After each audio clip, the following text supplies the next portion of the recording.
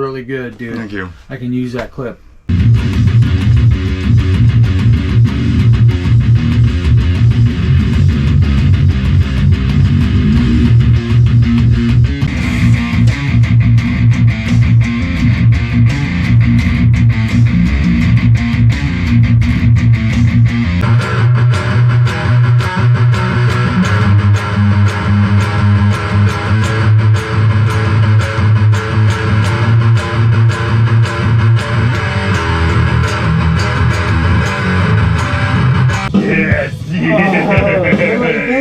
Get hickey with it. Let's fucking.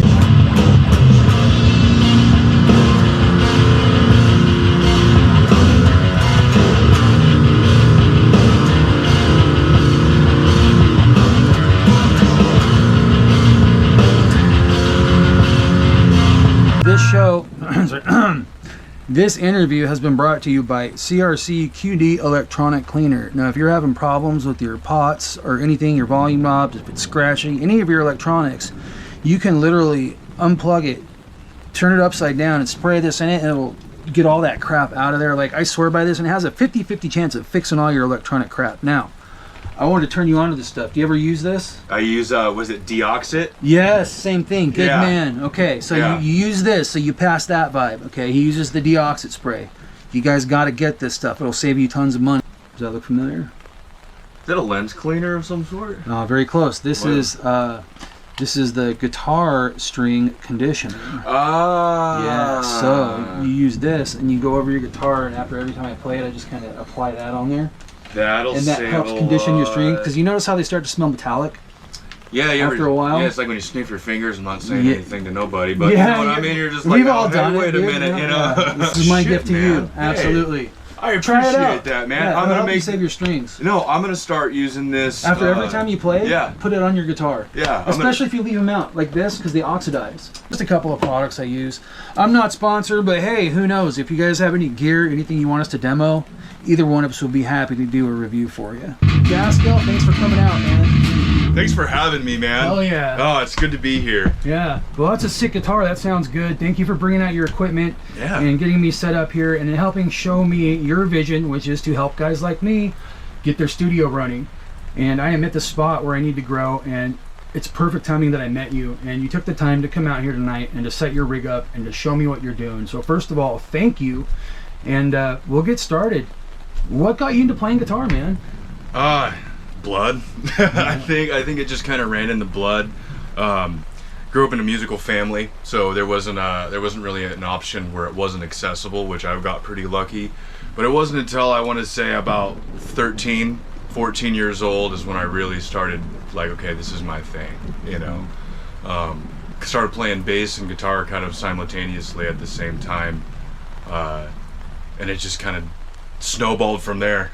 Well, what was your first equipment? What was the first piece of musical hardware that you got in your hand? First piece of hardware was like an Epiphone acoustic. I think I still have it, you know, like 20 some odd years ago. No way. I don't have any of that stuff. Yeah. You held on to it? Yeah, somehow or another, it sounds awful, but you know what, it works. I think it's at my parents' house or something, but it's still around it. Yeah. And then I got gifted an electric when I was about 13. Once they were like, okay, you clearly like want to do this, so that was kind of cool. What kind of electric was it? It was an officially licensed product. It was like a knockoff Ernie Ball Music Man. It had like that Wolfgang Frankenstein kind of, you know, feel to it. It had like a small like 25-inch neck or something, and I've always had it grow into my hand since I was about 12. So it was fast, you know. Had really just kind of a high gain thing to it, and I was playing out of what almost every kid did in the early Bush days, a Line 6 Spider Jam, you know, like, or just like a Line 6 Spider 2 or something like that. I've had many Line 6 cabs and cabinets and amps over the years, and they've all worked. I don't think I've ever had one that didn't. Yeah, no, and my thing is like, I think they're the perfect like starter amp for some, you know, for a broke kid like I was that didn't have the options to A, play very loud, and then B, didn't have the money to get the big cabs and the heads and all that other stuff. So, because you can still find them cheap. I mean, I got a Line 6 amp, and I love it, man. It does everything I need. Yeah. And hopefully I'll grow into it too, because I'm still trying to figure it out. Yeah, absolutely. I mean, you look at Helix, for instance, like a modeler like the Kemper is. You know, they hold their weight. I see them on professional stages all the time still. So who were the first people you started jamming with? So actually, take me through your growth a little bit. So you got your hands on some gear. Yeah. What caught your ear first? What kind of music did you first start playing? I first started playing Sum 41 because it was the and it wasn't even their pop stuff. Like, yeah, they That's always still in my head. That's a good riff. No, yeah, they always had like really cool riffs. So they're bigger than that. Yeah, but their metal stuff for a kid who really wasn't exposed to a lot of metal was kind of perfect. So their guitarist Dave Box was like my first guitar hero. And I used to watch all of his live stuff and watch how he used his fingers and just kind of, you know, and they play a lot of just simple pop, you know, they play a lot of simple pop punk chord, you know, stuff, but there was just something about it that just resonated, I guess, you know, for a 13-year-old me until I found, you know, his Blood Runs Black. So you're noodling around, you're finding some cool bands to jam to. Who's your first jam buddy? Oh, man. I don't know. That's a good question. I was a self-jammer, mostly. I didn't really have a lot of friends that played, or if they did, they didn't want to play the kind of stuff I was playing. So at what point did you get into a situation where you got to play with a band for the first time? Maybe it's a buddy's band and you swung by their house and you said, hey, can I play? Yeah, I think I was a senior in high school. And I got approached by a friend to, you know, come play bass. They needed a bass player, and that was like my first. You know, I never played a show or anything until after high school, but that was kind of what got me started, kind of introduced, if you would. The first band that I started actually like getting established in was Rains to Ruin. It was in from 2012 to 2016-ish. And it started off as Bleeding Rains, and then, yeah, I guess an old friend, someone was looking for a guitarist, and someone recommended me. Then I got hit up, did an audition, and then I pulled this random riff out of nowhere, and it became the first song that we wrote together. Cool. And that's always a good sign when they like your riffs. Yeah, when you know how it is, you know, when you first start playing and you can just follow each other. Like, are you nervous? Always. I'm nervous anytime, even when I'm by myself picking it up. I'm not gonna lie, you know. That's cool. Yeah, I use it to drive you, you know. So yeah, that was the first time that started, and then over time we just kept started to write. And so you were around then in 2012, kind of the glory days of death metal. Yeah. Did you get to play some shows? I did. We ran with the Hawthorne Theater for quite some time, and it was cool to, you know, start off playing, like, you know, this is in the middle of like Stomp Clap Hay, you know, Mumford and Sons and stuff. So we were opening for, you know, local bands like that. You know, bass player's not wearing the shoes, lead singer's got a Tom Sawyer hat, right. You know, unironic overalls, and we would just be playing, you know, just heavy, and we just would get kicked out, and, you know, it's just the fun stuff. There's lots of wild shows. Yeah, until someone finally heard us and was like, I have bands that, you know, I want to use you guys to help open up for bands that are coming through. So it was cool to start at the bottom, being like the opener, to being like the last of the headline for the local bands and stuff. So, who were some of the bands you've gotten to open for? Fit for an Autopsy. Oh, cool. Was a huge one. We opened up for Hatebreed. Nice. That was a pretty big one. Did you get to meet them? Yeah. What was that experience like? I couldn't tell you. Was not a little too inebriated, I think. Oh, no. Yeah, we went kind of wild back in the day. Yeah, I got to open for. Well, hopefully you played a good show. Yeah, no, yeah. There was quite a big slew of bands that came through. It was kind of cool and surreal to be able to open for bands that influenced me.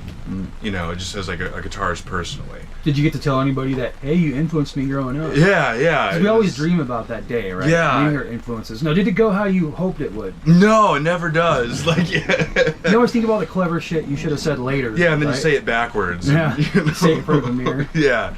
No, absolutely. Yeah, it was a really cool experience, and we got pretty far for not having any material to really give to people, you know, as far as like recordings and stuff.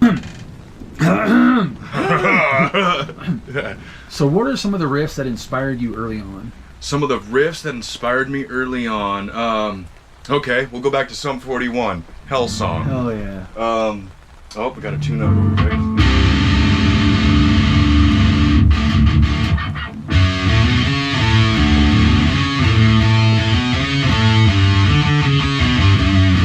Something like that. Very Hold cool. on, let me try that again.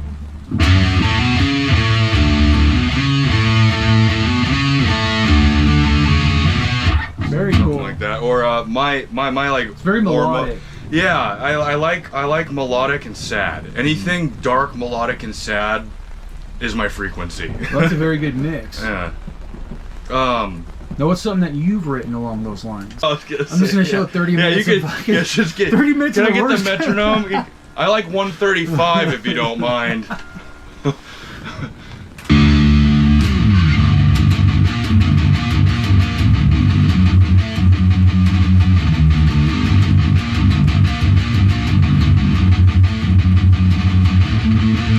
So the band that I was in played in drop C, and I was playing originally on a 6-string, and then my buddy, shout out to Orion, threw this guy at me, the 7-string, and I'm like, he's like, you need to figure this out. I hate the sound of your guitar, and I'm like, okay, that's a lot to deal with right now, but okay. He's like, figure it out.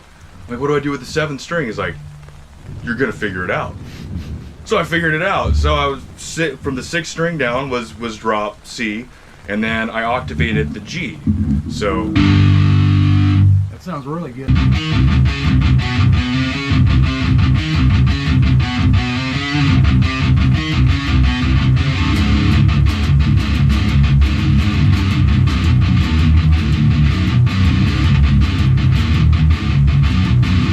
Very cool. So I That's just tough. I just go down instead of, you know, anytime he would go up, I would just go down.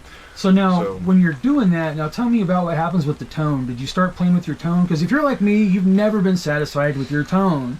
Even today, you get your tone perfect, and then one day you sit down and it doesn't sound right. I'm doing it all over again. You're doing it all over again. I found because you're making progress. Yeah. I didn't cut you off, but No. I can hear what you're doing. You just literally set this up, and you sound like this. Yeah. Already. I appreciate that. So There's a lot of time. We'll talk about your gear in a bit. Yeah. But what did you go through? What was your battle with tone? I needed something that was gonna be tight and punchy, and still have low end where I feel like everybody focuses on just getting boosting their mids and boosting their bass, where I do the opposite. Like, I actually pull off on my mids, turn up my treble, turn up my bass a little bit.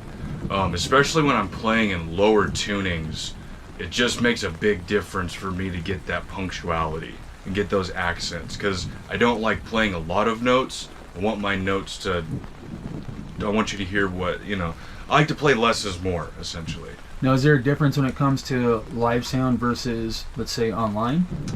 No.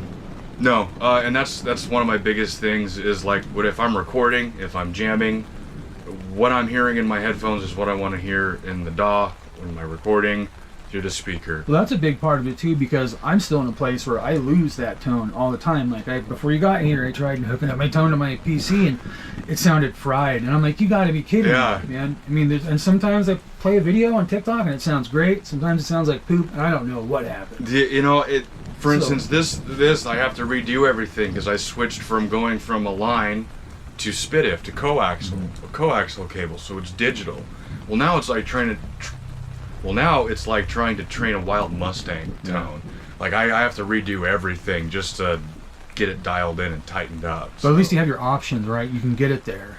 Biggest reason why I got the Kemper was IO expandability. Well, sometimes too much is almost too much too. Yeah, You know? yeah. Too much ability can create a headache, especially because you lose bearing on what you wanted to begin with. And for me, it's pretty simple. Sometimes I get lucky and get there. Sometimes I'm a person who just finds, okay, I'm satisfied enough with this tone. You know, but how does it sound to other people? Because it's going to sound different to everybody. Absolutely. People tell me I use too much treble, you know, and maybe that's because I've lost a lot of my hearing in these bands over the years, doing the music, guns, you know, come on, man. Oh my gosh.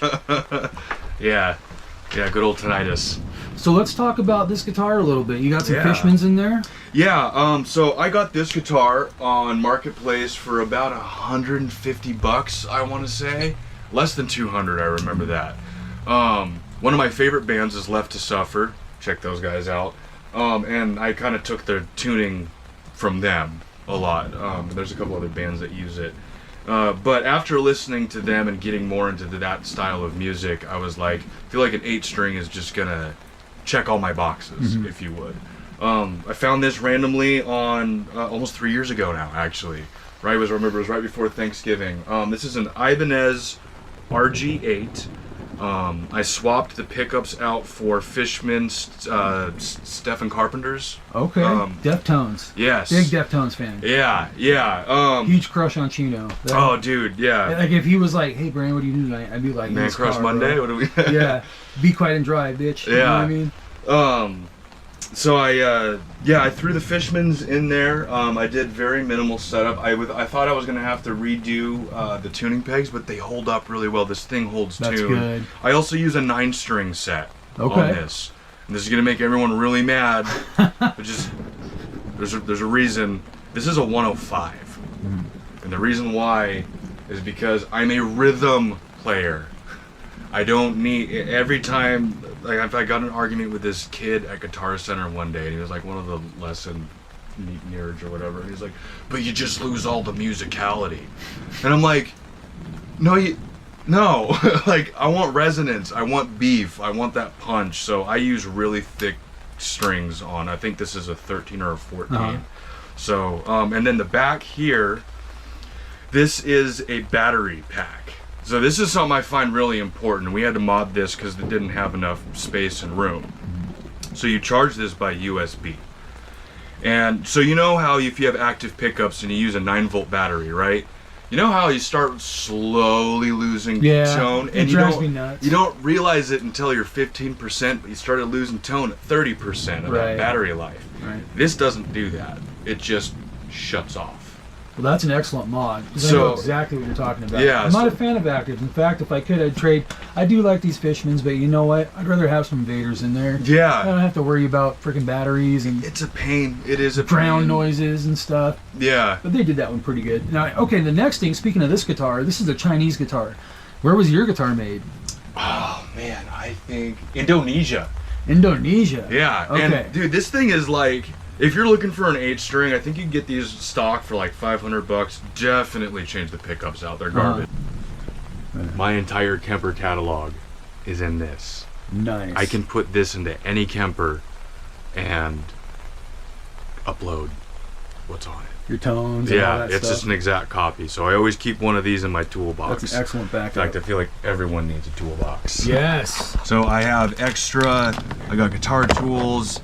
Always keep one of these around because your bass player is gonna forget, and he's gonna you're gonna need to help him out. Well prepared. Yeah, TRS, that's a big one. I got an extra plug-in so I can connect the Kemper to PC.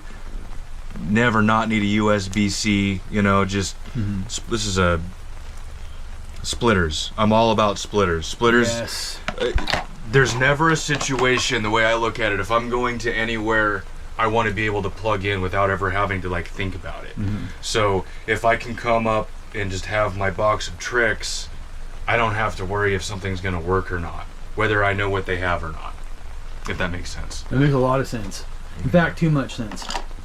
Yeah, it's You lost me at hello. yeah.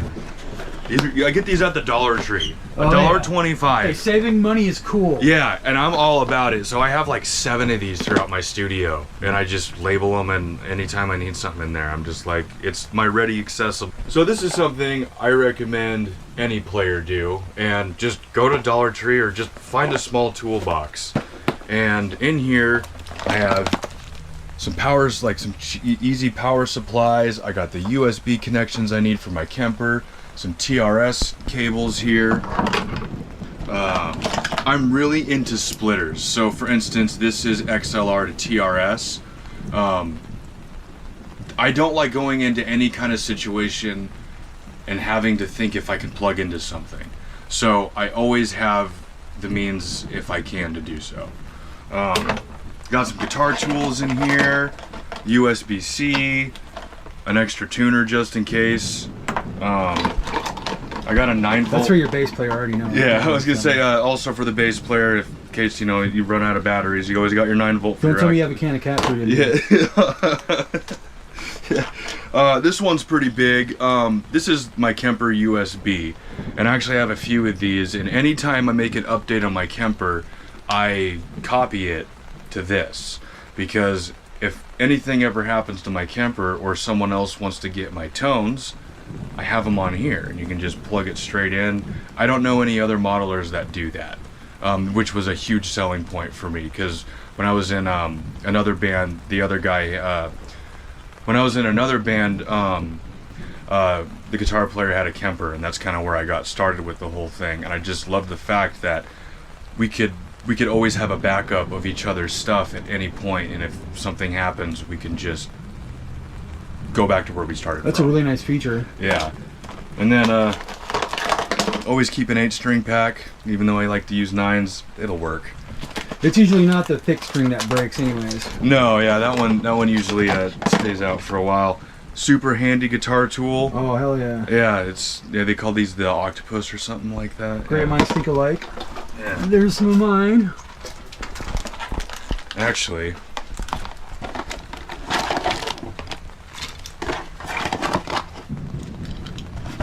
you can have this. What? Yeah, no dude. way. I got tons of them, man. Yeah. Well, that's cool. I already because planned on getting. Yeah. I'm a really sentimental person, and this will go in the studio. I've seen a lot of other musicians and like roadies and stuff do, because I watch a lot of gear channels, and I think this is called a patch panel. And I got all this stuff on Amazon.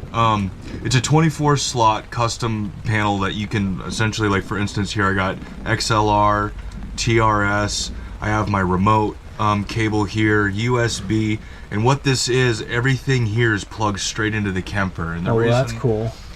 This helps me a lot with tearing up and setting up, so tear down, set up. I really like this because it allows me to tear down and set up very quickly. As well as it protects my Kemper and my interface gear. Like anything, I have my recording rack has one of these too, and the way I look at it is I would rather break a $10 to $15 cable than spend hundreds, if not thousands of dollars on a piece of gear that could have been easily avoided by, you know, just stepping on. Things happen, you know, all the time, especially in a live situation and stuff. And for life situations, especially with the speed that you can just unplug everything, just have it all labeled so you can get the hell out of there, the venue's gonna like you more. The bands are gonna like you more. Like, it's just what happens. I learned that the hard way. Me too. How many bands have you set up for sound check and you just aren't ready and can't find people and gear isn't working, batteries aren't working, people stepping on their cords during the set, ripping them out of their guitar? I forgot to plug everything in one time. Oh, like, no. You know, simple stuff like We've that. all done it. So, you know, having something like this, I slowly just started, you know, parting it as it comes. I'm not done building it yet, but already just for me to be able to get back in here and just start plugging things in and go. That's huge for me, because my biggest thing in any situation I do, especially in the audio world, is workflow. I want the best quality, the fastest I can possibly get there. So, yeah. Well, thanks for the breakdown, man. Yeah. That was really helpful. Definitely one of the things I wanted to plug on the show is saving money, gear, you know, things you can get into, and you don't have to spend a ton of money to sound good either. Which is kind of one of the points I wanted to get into, is like, I'm coming from a place of I've always bought cheap gear, but now I want to sound better, I want to do more, so I got to spend money, especially for this online thing. And that's really bright. I might not even use that part. Tascam's Mixcast 4. Rode makes versions just like that are just as well, but essentially this is like a podcast mixer. It has 4 mic inputs, a USB so you can plug it into your computer or use your phone. Also has, if you look in the back here, you can switch between a line input, a TRRS, a monitor out, which sounds really good, 4 individual headphone outs, which, by the way, you can plug that into not just your headphones. Like, that's one thing I've learned. Like, is it always the cleanest? No, but if you can make it work, do it. Yeah, right? You know, it's got internal SSD that you can use. I think that's how they say very it. cool. So I have like 30 hours of recording I can use this for. It's got 8 customizable sound pads. There's Can you program like samples into like drums this or is songs? how. So I used to edit. How many seconds per channel per? As long as you want. Really? So I can put like if I'm doing a cover of a song or something, I can put it in there. Or, oh man, that's really and cool. it'll go straight into whatever device you're trying to record into. This doesn't work very well with DAWs, I will say. But Tascam does have their own podcast editor system for the Tascam, which you can control everything, as well as like be able to customize your pads and stuff here too. You can run SM7B microphones, you know, like the Joe Rogan kind. Oh yeah. And they work great. You don't need any cloud lifters or fancy preamps. Especially if, so I used to produce a podcast, and this is what I originally used it for. Now I use it for being able to use for sampling. You know, like people use like MP3 converters. I did that forever. This eliminates that. Where a lot of interfaces don't have that kind of loop back feature for you to be able to record onto. This solves a lot of the problems. If you're doing any kind of live streaming, one of the ways that I've used this is actually have my interface go into the line input. So everything that's in my everything that is in my interface goes into this, and then I can put it into my phone or another laptop or something. So audio expandability is another one of those check boxes that I look for when I get gear. Is how much can I use this, and will it future-proof me? Because I don't like to spend $100 every time. I'd rather spend. I think I paid like $400 for this at the time, and it's just less routing too is a big one. Yeah, well, that's huge. Well, that's probably next on my list. It seems like it's a huge workhorse, and it's a really good part of your arsenal. Like, it just makes everything a lot shorter, streamlines it for doing all your tasks, and I think that's an awesome piece of gear to have. Yeah, lots of I/O too. That's a big thing. Before you look at gear, I/O stands for ins and outs. That is the first thing I look at. I don't care what buttons are on it. What can I plug this into, in and out, and what can I route it to, and I always try to go every option I possibly can, which is why I have so many different cables. Like anytime I go to a music shop, I go to their live audio section and I used to get random cables every time. I'm out of random cables to use because I've used them all. I figured out I have one of those. Now I'm not waiting for some cable to show up in the mail or something, which I've had to do too. Oh yeah, specific ones, same here. Yeah. I'm glad we can do that though. Just order something off Amazon that you can't find anywhere else. Yeah. Because they're starting to disappear off shelves. They I are. had a hard time finding some cables. They are. Some are brand specific too. And that's the cool thing, yeah. Just doing some research and finding out which brands, work. I have like a couple brands that I'm like, I need this cable. Guess I need to get a longer one. I know this one works, and it's built well. So that's a huge one for me too. Fucking A. So the reason why I really like these is because in the modeler world, you really want to get a clear representation of that captured sound. And with cabs and speakers, they color that sound a lot. And so I got this so that I could essentially just have the cleanest representation. The thing that I like about the Kemper is I'm getting the exact same tone into my DAW when I'm recording as I am hearing in my headphones. And that tone is transcribed the best through an FR speaker. Well, you've nailed that because you brought that over to my house and you didn't even have to set any tone up. Like if I took my gear to someone's house, you best believe I'd be trying to find tones. You're toning to the room, and this eliminates a lot of it. They have bigger versions of this too, but just for a personal monitor, and this thing bumps. I barely turn this thing up, and it sounds great on my audio playback. Yeah, definitely a cool tool. Now, how much did that cost you? I think these are $299. This is the first version. I think these are $299 on the 12s. This is an 8-inch. The 12s are I think $4, and the new ones, the Mark IIs, have Bluetooth. That's cool. So you can just sync your cell phone into it or whatever kind of device you want. That's just mind blowing that you can do that stuff these days. Yeah. I feel pretty privileged as a musician. And you understand it, so you understand all this gear. The trick is making it talk to each other. If you can make it talk to each other, then you can get it to work for you. Yeah. That takes a lot to learn. I didn't go through school or anything, and I've made a lot of mistakes, and I appreciate that, because I've spent so much time trying to learn this, and one of the things with my channel is trying to explain this stuff in ways that I wish someone would have been able to explain to me. And that's and I feel like I've gotten some response from that, so it's cool, because I can't tell you how many times I've tried to look up something and just someone was speaking above my pay grade, if you would. Especially back in the day before we had access to YouTube and all this information. We had to beat feet to get that information. Yeah, and I've been doing this now for 5 consecutive years almost, and still just barely scratched the surface. But, you know, like one of my biggest things is anytime I get a piece of gear, I spend at least 30 days researching it, looking at different variants, figuring out, I already know how I'm going to route it as soon as I get it into my studio. And it saves time and it saves a lot of money, and I've only had to go back and return something once, and that was just because that's a whole story. But yeah, like I try to buy appropriately, and sometimes if I have to save up to make that accommodation, I will. That was awesome.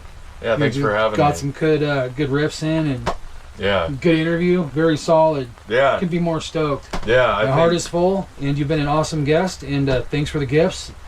And I hope those parting gifts on you are handy as well. Yeah, definitely. Ooh, very cool. I'm glad I like hooking people up with things they don't have. You know? Yeah, so likewise. Yes. Likewise. Yeah, I think there's a lot of knowledge here that we're going to be able to scroll around. Right. So well, I'm looking forward to the future already. Yeah. Can't wait for the next one. Definitely.